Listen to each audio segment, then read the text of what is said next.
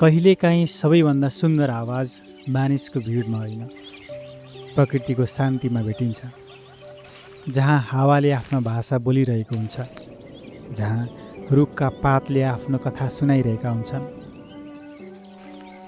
जहाँ समय पनि अलि बिस्तारै हिँडेको जस्तो लाग्छ।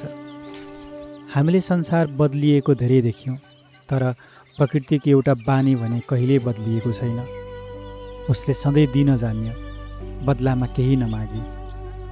शीतका थोपा होस्, हरियाली छाया होस्, वा जीवनलाई अक्सिजन दिने ती रुखहरू, प्रकृतिले सधैँ हाम्रो भविष्यका लागि काम गरिरहेको छ। तर आज प्रश्न प्रकृतिले हामीलाई के गर्यो भन्ने होइन, प्रश्न त हामीले प्रकृतिका लागि के गरिरहेका छौँ भन्ने हो। किनकि एउटा रुख काटिँदा केवल एउटा रुख हराउँदैन, भोलिको एउटा सम्भावना हराउँछ। त्यसैले संरक्षण कुनै अभियान मात्र होइन, यो त हाम्रो जिम्मेवारी हो।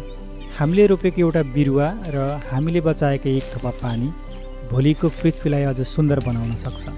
प्रकृतिलाई हाम्रो आवश्यकता छैन, तर हामीलाई प्रकृतिको आवश्यकता छ। अनि यही सत्य बुझ्ने दिनदेखि परिवर्तन सुरु हुन्छ।